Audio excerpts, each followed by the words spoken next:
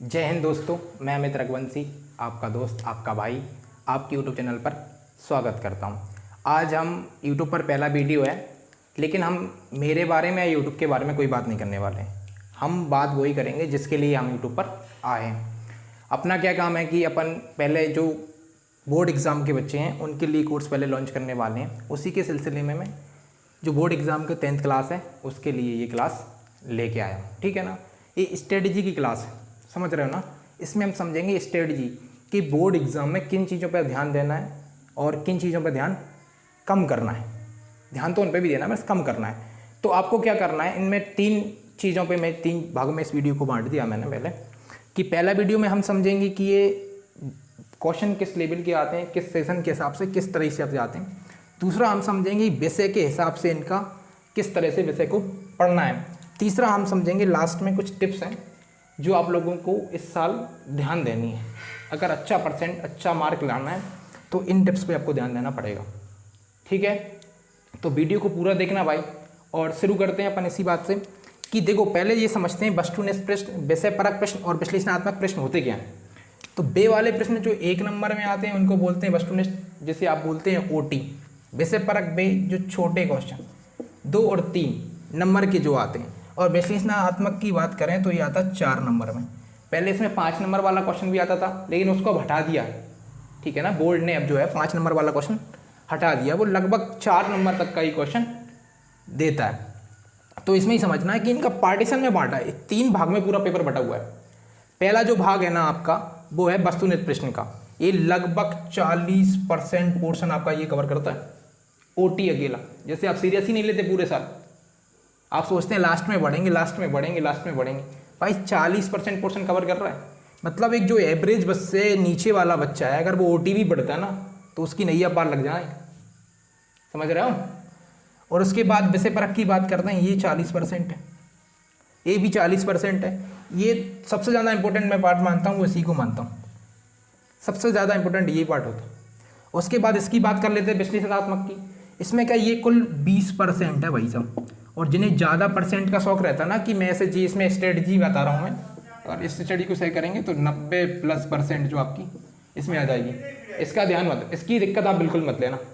ठीक है ना, इसमें मैं जो कंप्लीट इसी को करवा दूंगा। दूसरा आपको क्या करना है कि इस पे ज़्यादा ध्यान देना है, लेकिन उसके बाद देना है कि पहले इनको कवर कर लेने के बाद। समझ रहे हो ना बात। ऐसा मत करना कि मैं इसको पहले कर ले रहा हूँ, इनको बाद में कवर करूँगा, तो इसके चक्कर में ये छूट जाएगा पूरा पोर्शन। जो कि 80% पोर्शन तो यही है ना तुम्हारा, ये दोनों मिला के 80% बना रहा है, ये तो कुल 20% ही बना रहा है। तो सबसे ज़्यादा जो ध्यान देना है ना, वो इन वाले दोनों पोर्शन पर ध्यान देना। तुम्हें पहले कवर इनको करना, सबसे पहले कवर तो इसको करना, क्योंकि इस वाले को कवर करते करते ये भी हो जाता है, ये भी हो जाता है। लगभग 50% ये दोनों कवर हो जाते हैं। तो इसको सबसे पहले कवर करना है। ठीक है ना। तो इसके यही रहेगा कि ये 40%, ये 40%, ये 20%। अगर आप ध्यान से पढ़ेंगे ना तो आपको मैं बता रहा हूँ, जो स्ट्रेटजी में बता रहा हूँ उसको अगर आप फॉलो करते हैं तो 90+% आपकी कोई नहीं रोक सकता भाई। ठीक है ना। बुक्स को ध्यान देना है, बहुत सारी चीज़ें मैं अभी बताऊँगा, आप इसको समझो पहले कि इस वाले को पहले कवर करना भाई। ठीक है ना, इस पर विशेष ध्यान देना। और तुम क्या करते हो कि साल भर इसी में लगे रहते हो, इसी में लगे रहे, इसके समझ में नहीं ये समझ में आया, नहीं ये समझ में आया, सब बाहर निकल गया। ठीक है, तो इस वाले का तो पोर्शन इतना ही है। अब इस पे चलते हैं, इसको समझो कि इसको बुक के हिसाब से कैसे पढ़ना, सब्जेक्ट वाइज कैसे पढ़ना। देखो मैं बता रहा हूँ ना, सबसे ज़्यादा जो मुझे ऑफलाइन में मेरे जो यहाँ पे पढ़ने आते हैं बच्चे, वो यही बात बोलते हैं कि भैया हमसे ये वाला बहुत ज़्यादा दिक्कत देता है सब्जेक्ट, मैथ सबसे ज़्यादा दिक्कत देता है। जबकि मैथ सबसे ज़्यादा ईजी में मानता हूँ, सबसे ज़्यादा नंबर देने वाला सब्जेक्ट में मानता हूँ, क्योंकि इसमें नंबर कटते नहीं हैं भैया तुम्हारे। तुम लोग इसी को ज़्यादा टफ मान के बैठे हो, जबकि ये पूरा ऐसे तुम अगर 100 नंबर का करके आए तो 100 में से 100 नंबर दिलाएगा ये तुम्हें। इसमें 100 नंबर नहीं ला सकते आप, इसमें 100 नंबर ला के बता दे मुझे कोई, इसमें 100 नंबर नहीं आ सकते भाई। ठीक है ना। इस वाले को समझो, इस वाले में क्या करना है, एक तो आपको एनसीईआरटी पढ़नी है। एनसीईआरटी पढ़नी है सबसे पहले जो पोर्शन कंप्लीट करना है वो एनसीईआरटी का करना है। उसके बाद अपन चल लो पीवाईक्यू पे। आपको फालतू की जो बुक्स और आती हैं उनको नहीं पढ़ना भाई, आपको सिर्फ एनसीईआरटी पढ़नी है। एनसीईआरटी के बाद पीवाईक्यू पढ़ना है। ठीक है ना। पहले एनसीईआरटी कवर कर लो, एनसीईआरटी के बाद पीवाईक्यू पे चले जाओ, लगभग 10 साल के लगा डालो। एक क्वेश्चन बाहर चला जा, जब बात करना, क्वेश्चन बाहर जाने का मतलब ये रहता है कि उसका सेंस समझो कि क्वेश्चन का फॉर्मूला वही रहेगा, संख्या थोड़ी चेंज हो जाएंगी, भाषा चेंज हो जाएगी, क्वेश्चन वही रहेगा। इसी से बच्चे बोलते हैं कि एनसीईआरटी से बाहर चला गया, और बचला अलग से थोड़ी कुछ उसमें है, ठीक है ना। विज्ञान वाले की बात करते हैं, इसको एक काम करो, इसको 2 भागों में बांट लो, एक इधर और एक इधर। पहला भाग आप वो ले लो जिसमें याद करने वाला पोर्शन है पूरा, जितने भी लो हैं उन्हें याद कर लो, जितने भी छोटे वगैरह क्वेश्चन हैं याद करने वाले हैं, रटने वाले हैं, उनको कर लो।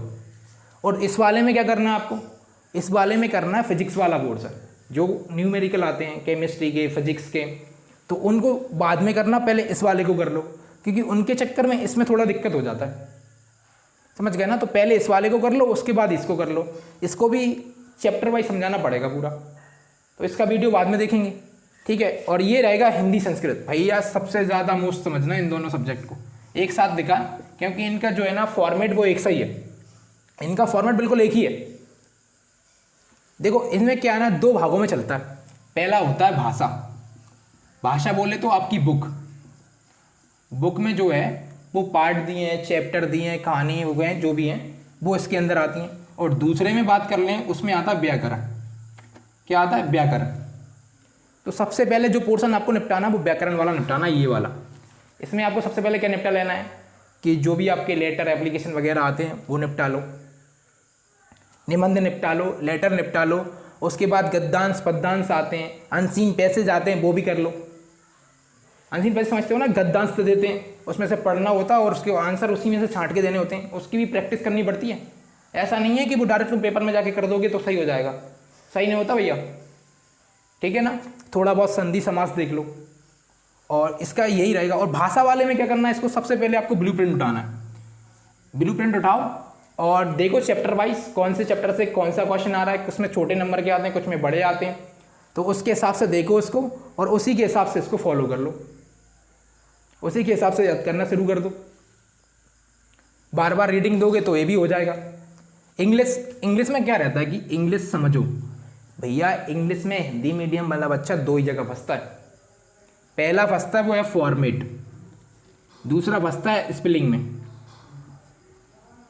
याद सब लोग कर ले रहे हैं, पूरे बच्चे जो हैं याद कर ले रहे, क्वेश्चन आंसर एप्लीकेशन निबंध सब याद कर ले रहे वो, लेकिन पता है पेपर में क्या गलती करते हैं, जो टॉपर नहीं करते और तुम लोग करते हो।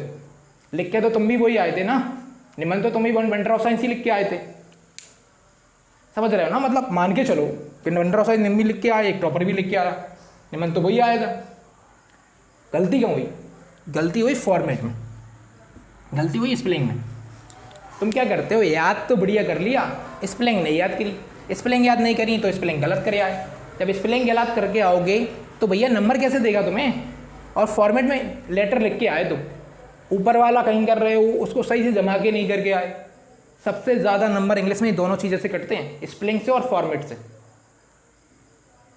इसलिए स्पेलिंग सहित याद किया करो, ऐसे क्वेश्चन याद करना है तो स्पेलिंग सहित करो। तुम लोग पढ़े जा रहे हो स्पेलिंग कर नहीं रहे, इसलिए इनको सबसे अच्छा मैं बता दूं याद करने के लिए आपको करना पड़ेगी राइटिंग। भैया लिख लिख के देखो, इंग्लिश का एक क्वेश्चन भी अगर तुम्हें याद करना है तो लिखो, 2 बार लिखो, 5 बार लिखो, जब तक रट नहीं जाए जब तक लिखो, लिखते रहो उसे, ठीक है ना। लास्ट में आता समाज विज्ञान। इसका क्या रहेगा तुम्हें मैं बताऊं, जो आपके स्कूल में टीचर पढ़ा रहे हैं उसको अच्छे से समझो, और इनका सल्यूशन या तो तुम्हारे पास स्कूल से मिल जाएगा, स्कूल में नोट्स बनवा रहे हैं वो देख लो, अगर नहीं बनवा रहे तो मार्केट से सल्यूशन लेके आओ, और स्कूल में जो पढ़ा रहे हैं उसको समझो, और बार बार इनकी रीडिंग दो। रीडिंग देने के बाद उनको लिख के देखो, और इनको क्रम से याद रखने की कोशिश करो। मान के चलो कोई भी राजा आया, उसके बाद कौन सा आया, उसके बाद कौन सा, उसके बाद कौन सा, इसे क्रम से याद रखोगे ना तब समाज विज्ञान अच्छे से याद रहती है। और सबसे ज़्यादा दिक्कत आती है वो है डेट्स में। डेट्स में याद रखो, मतलब कि जो तारीखें रहती हैं ना उनको लिखो, उनको अच्छे से याद रखो। टॉपर्स पता है क्या करते हैं, डेट्स जो भी क्वेश्चन आएगा उसको डेट से लिखेंगे, पहला जो हेडिंग डालेंगे उसमें डेट डालेंगे, उसको हाईलाइट करेंगे। मैं टॉपर्स की कॉपी आपके साथ शेयर करूंगा इसी वाले चैनल पे, देखना लिखने का तरीका क्या होता है भाई, समझ रहे हो ना। तो इसको बोलिए लिखो, सोल्यूशन लेके आओ और उसके हिसाब से फिर इसको रीडिंग दो, पढ़ाई शुरू करो, फिर लिखना शुरू करो, नोट्स बनाओ खुद से, भले सोल्यूशन में मार्केट से लेके आए, क्वेश्चन उठाया, क्वेश्चन का सोल्यूशन देखा, पढ़ा 2-3 बार, फिर खुद का नोट्स बनाया उसमें से, उसमें टीचर का भी समझा, सोल्यूशन से भी समझा और खुद से लिखा, तो जो तुम्हारा आंसर बनेगा ना वो देगा परफेक्ट नंबर आपको। ठीक है ना। सोल्यूशन का ऐसा क्या, ऐसा आप छापे आए भैया, ऐसा 1 लाख बच्चा छाप के आ रहा है, क्योंकि वो भी सोल्यूशन ही पढ़ रहा है। जो एवरेज से नीचे वाला बच्चा है वो क्या करता है, सोल्यूशन लेके आता है, रटता है और छाप के आता है, नंबर आते नहीं। हाँ, इसमें ये जरूर है कि इसमें 100 नंबर आपके नहीं आ सकते, 90 नंबर भी लाना इसमें पानी भर देता हमें। हिंदी मीडियम से पढ़ रहे हो, अच्छे से पढ़ोगे तो ऐसा नहीं है कि नंबर नहीं आ रहे, बच्चों के 95+ नंबर आते हैं इसमें। थोड़ी मेहनत, थोड़ी टेक्निक, थोड़ी ट्रिक, इन चीज़ों से सिलेबस में नंबर लाए जाते हैं भाई, समझ रहे हो बात ये। ठीक है ना। इनको करने के बाद हम चलेंगे इस वाले टॉपिक में। सबसे ज़्यादा इस वीडियो का जो सबसे इंपॉर्टेंट पार्ट रहेगा वो यही वाला रहेगा, प्रो टिप्स वाला। इसका नाम मैंने प्रो टिप्स इसलिए दिया है कि तुम लोग को थोड़ा सुनने में मज़ा आए। इसका नाम प्रो टिप्स से कोई लेना देना नहीं है कि भाई मैं कोई जादू नहीं बता दूंगा तुम लोगों को, कोई जादू जाओ इसको कर लो और बस 90, ऐसा नहीं। ये तुम्हें पूरा फॉलो करना पड़ेगा, लेकिन इसको फॉलो करने में जो मदद करेगा ना वो ये टिप्स है। इसमें से 3 टिप्स लेके आया हूँ मैं तुमको, 3, पहली, दूसरी और तीसरी। पहली वाली टिप्स पे बात करते हैं। पहली टिप्स में तुम्हें करना क्या है कि जो स्कूल में पढ़ा प्लस कोचिंग में पढ़ा, उसके बाद तुम्हारा असली काम शुरू होता है। उसके बाद 4 से 6 घंटे घर पे पढ़ाई देना है रोज, अभी से बिल्कुल प्रॉपर रोज देना है, इसी हिसाब से कि पर डे देना है। मुझे एक शेड्यूल बनाना है, शाम को पढ़ना है या सुबह पढ़ना है, जब भी तुम्हें टाइम मिल रहा है तुम्हारे स्कूल के शेड्यूल के हिसाब से, कोचिंग के शेड्यूल के हिसाब से इसको देना है। ठीक है ना। ये काम आपको ध्यान से रखना ही पड़ेगा इसमें। दूसरा काम इसमें क्या करना है आपको, इसमें ये मत समझ लेना मेरे भाई कि नोट्स बना रहा हूँ मैं, लिख रहा हूँ, कॉपी वगैरह बना रहा हूँ तो उसको बढ़िया नोट्स बना लिया। अरे मैं 4 घंटे तक नोट्स बना रहा था भैया आज तो, उसमें क्या कर लिया तुमने, उसमें कुछ उखाड़ा गया तुमने। यार नोट्स तो बनाए, दोस्त की कॉपी लाए, छाप लिया, उससे कुछ नहीं होना। मेहनत करनी पड़ेगी, खुद को सेल्फ स्टडी में ढालना पड़ेगा, जब कुछ होगा भाई। ये तूने टारगेट सोच रखा है ना, हाँ सुनने में बढ़िया अच्छा लग रहा है, देखने में अच्छा लग रहा है। बच्चों के 97+ जा रहे हैं भाई आजकल, 97+ जा रहे हैं। तुम लोग क्या कर रहे हो, CBSE वालों को देख लो। ठीक है, थोड़ा ध्यान दो भाई। इंग्लिश मीडियम के बच्चों को देखो, फोड़ दे रहा है वो एग्जाम को, हलवा समझते हैं, हलवा समझो। अब तीसरा काम जो सबसे ज़्यादा इंपॉर्टेंट मैं मान रहा हूँ, इसमें आपको बिल्कुल ध्यान से समझना पड़ेगा। और बिल्कुल आपको ये बुरा लग सकता है, मैं बुरा लग जाए कोई दिक्कत नहीं है, लेकिन मैं बोलूँगा भाई। इसमें पहला काम जो तुम्हें करना है ना, वो करना है अपोजिट जो जेंडर है आपका, अपोजिट जेंडर। अगर तुम लड़की हो तो लड़के से और लड़का हो तो लड़की से, तुम्हें दूर रहना ही है, बिल्कुल दूर रहना पड़ेगा तुम्हें। अगर बोर्ड एग्जाम में अच्छे नंबर लाने तो इनसे बिल्कुल दूर रहो। दूर रहने का सेंस ये नहीं है कि तुम स्कूल में साथ नहीं पढ़ना भैया, मुझे कोचिंग साथ नहीं पढ़ना, मतलब ये है कि अट्रैक्ट नहीं होना भैया दूसरे लॉजिक से। क्योंकि अगर तुम्हारा कनेक्शन हुआ ना बेटा, तो तुम्हारा उधर वाला कनेक्शन कट जाना, इधर वाला वहीं आ जाओगे 50 पे। ठीक है, और फिर बाद में रोगे, क्योंकि 12वीं के बाद वो तो निकल लेंगे। समझ रहे हो ना, चाहे वो लड़का हो लड़की, उससे कोई फर्क नहीं पड़ता कि मैं एक लड़का को बोल रहा हूँ मैं लड़की को बोल रहा हूँ, उससे कोई फर्क नहीं पड़ता भाई। सोना बाबू के चक्कर में निपट जाओगे तुम। दूसरा काम आपको ये रखना है, इसी के अंदर प्लस एक और पॉइंट ये रखना तुम्हें कि मोबाइल से दूर रहना भाई। मोबाइल से दूर रहना, फिर बोलोगे भैया कि तुम तो मोबाइल पे ही बता रहे हो हमको ये चीज़, अगर मोबाइल पे नहीं आते तो ये तो हम जान ही नहीं पा रहे थे। समझ रहे ना। तो इसमें एक मैं बताता हूँ आपको, इसमें सिर्फ लेक्चर लेना आप। मोबाइल से दूर रहने का सेंस ये है कि आपको वीडियो गेम की लत नहीं लगानी, वीडियो देखने की, रील देखने की, इंस्टाग्राम चलाने की, इन सब की लतों से दूर रहना है। 1 साल के लिए ये चीज़ छोड़ दे।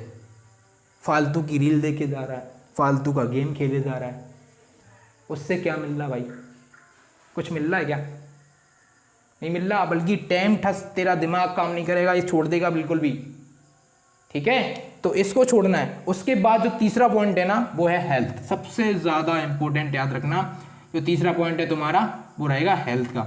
इस पर ध्यान रखना है। क्योंकि छोटा सा बुखार आया सीधा 1 महीना ले जाएगा, उसके बाद एग्जाम आ जाएंगे, क्या करोगे। अभी सितंबर चल रहा है, मान के चलो अभी सर्दियाँ स्टार्ट होंगी, तुम अक्टूबर में बीमार हो गए, पता चला दिसंबर तक तुमने कुछ पढ़ा ही नहीं, नवंबर तक कुछ पढ़ा ही नहीं। 1 महीना पता नहीं चलता, छोटे से बुखार में ऐसे ही निकल जाता है। 30 दिन तो मायने नहीं रखते, और तुम रेस्ट के चक्कर में बुक उठाते नहीं हो, जब तक पीछे जो पढ़ा था वो भी साफ। इसलिए बहुत ज़्यादा ध्यान इस पर रखना है, बहुत ज़्यादा ध्यान रखना है इस पर, ठीक है। उसके बाद जो तुम्हें मैं बताऊँ ना, उसके बाद जो अपना तीसरा पॉइंट था ये वाला, इसमें ये ही बोलूँगा मैं आपको कि टेंशन नहीं लेना भाई। इतना सब बोलने के बाद एक दोस्त, एक स्टूडेंट होने के नाते, क्योंकि मैं कोई टीचर नहीं हूँ, मैं स्टूडेंट हूँ, आज से 2-3 साल पहले मैंने भी यही बोर्ड एग्ज़ाम दिया है, उसके बाद अभी कॉलेज के एग्ज़ाम भी दे रहा हूँ। तो ऐसा कुछ नहीं है। सबसे बड़ा ये रखना कि ये भारी भरकम सिलेबस मत देखना, कुछ नहीं है भाई, ऐसे हो जाएगा बिल्कुल आराम से। इसमें आपको एक ही याद रखना कि टेंशन नहीं लेनी भाई, टेंशन बिल्कुल भी नहीं लेनी, बस आराम से शांति से पढ़ाई करना है, इन चीज़ों से दूर रहना है, क्या करना है क्या नहीं करना वो अपना शेड्यूल बनाओ, उसके हिसाब से चलो, और टेंशन छोड़ के, क्योंकि जब तुम टेंशन लोगे ना तो ये सिलेबस कंप्लीट करने में बहुत दिक्कत आ जाएगी, इसलिए टेंशन नहीं लेनी, ठीक है। इसी के साथ अब तुम ये बोलोगे कि भैया तुमने ये तो सब बता दिया, इसको होगा कैसे, तो इसके लिए मैं इसी चैनल के ऊपर आपके लिए लेके आ रहा हूँ सबसे पहले जो है मैथ का कोर्स, समझ गए ना। मैथ आपका कंप्लीट मैं करवा दूंगा इसी यूट्यूब चैनल पे, आपको कुछ भी नहीं करना, चैनल को सब्सक्राइब करके रख लो बस, और बेल आइकन को दबा लो, जिससे वीडियो आए सबसे पहले तुम्हें पता चल जाए, उठा के वीडियो देख लो, बात खत्म। उसके बाद वीडियो देखने के बाद अमानत अपनी जो अपने पेरेंट्स को दे दो कि भाई ये तुम्हारी अमानत समझ लो तुम, हमको नहीं चाहिए, हमने हमारा लेक्चर देख लिया, अगले दिन आएगी वीडियो जब देख लेंगे, अपना इतना ही करना बस, ठीक है ना। तो चैनल को सब्सक्राइब कर लो और ज़्यादा से ज़्यादा वीडियो शेयर कर दो, क्योंकि और भी लोगों के पास ये पहुंच जाए, क्योंकि अच्छा करोगे तो अच्छा मिलेगा भाई। ये मत सोचना कि मैं अकेला पढ़ लूँ बस, ऐसे कुछ नहीं होता, पढ़ोगे पढ़ाओगे जब भी काम चलेगा, ठीक है ना। तो मैथ्स का ध्यान रखना आपको। मैथ्स के लिए क्या करना है कि मैं इसी चैनल पे सबसे पहले करवाऊंगा आपको एनसीईआरटी बुक का निपटारा करने के बाद फिर हम चलेंगे पीवाईक्यू पे। 10 साल के लगभग, 10 के और 10 से ज़्यादा भी मान लेना, पूरे पेपर में आए इसी पर मैथ के तुम्हारे सॉल्व करवा दूंगा।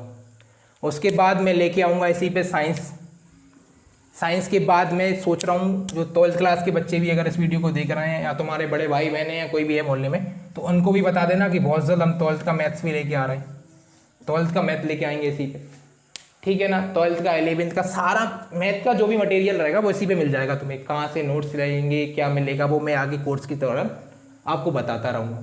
तो चैनल को सब्सक्राइब कर लेना, बेल आइकन को दबा लेना, और इन चीज़ों को अच्छे से ध्यान रखना, ठीक है ना। इनका स्क्रीनशॉट भी ले लेना भाई, इनका स्क्रीनशॉट ले लेना और बढ़िया अपने पेज में लिख के लगा देना कि पता रहे तुझे कि कहाँ से क्या चीज़ पढ़नी है और कैसी पढ़नी है, ठीक है ना। और जैसे ही हम इसमें मैथ का सिलेबस स्टार्ट करेंगे, उसमें भी मैं मैथ की एक इंटीग्रेटी लेके आऊँगा, तो मैथ तुम्हें हलवा लगेगा। जैसे ही मैं मैथ की स्ट्रेटजी आपको बताऊँगा, आप बोलोगे कि हाँ इसमें मैं 95% नंबर, मतलब कि नंबर पेपर तो 70 का होता है ना, 75 का, तो इसमें 70+ नंबर लेके आ सकते हो तुम, 70+ लेके आ सकते हो। इसी स्ट्रेटजी को फॉलो करेंगे और ब्लूप्रिंट के हिसाब से, क्योंकि बहुत सारा सिलेबस क्या होता है हर साल हटा भी दिया जाता है, इसी मैथ में ब्लूप्रिंट के हिसाब से बहुत सारे चैप्टर हटा दिए जाते हैं, क्योंकि इसी 10th का ही 11 चैप्टर हटा दिया इसमें। तो मैं ब्लूप्रिंट के हिसाब से ही आऊँगा, उसी के हिसाब से क्वेश्चन करेंगे, कौन सी चैप्टर से कितने नंबर का क्वेश्चन आता है, कैसे पढ़ना है क्या नहीं पढ़ना है, बिल्कुल पूरा फॉलो करवाऊँगा। वीडियो देखना है, वीडियो को देखने के बाद नोट्स बनाने हैं, नोट्स देने के बाद प्रॉपर रिवीजन करना है, क्योंकि अकेले वीडियो देखने से, अकेले पेपर में नोट कर लेने से कुछ नहीं होता भाई, पढ़ना पड़ेगा तुझे खुद। ग्राउंड मेहनत पे लेवल पे जो मेहनत है ना, वो तुझे खुद नहीं पढ़नी हम नहीं। मेरा काम इतना है कि मैं कर सकता हूँ, बता सकता हूँ तुझे कि इतना कर ले, ठीक है ना। मैं ये समझ लो आप कि ये कोर्स आप लोगों के लिए बहुत कचू साबित हो सकता है मैथ। अगर मैथ आपका कमज़ोर है तो इसको समझ लेना कि हाँ पूरा हलवा लगेगा, ठीक है। इसी के साथ अगली वीडियो के साथ मिलते हैं मैथ के कोर्स में, ठीक है। जय हिंद दोस्तों।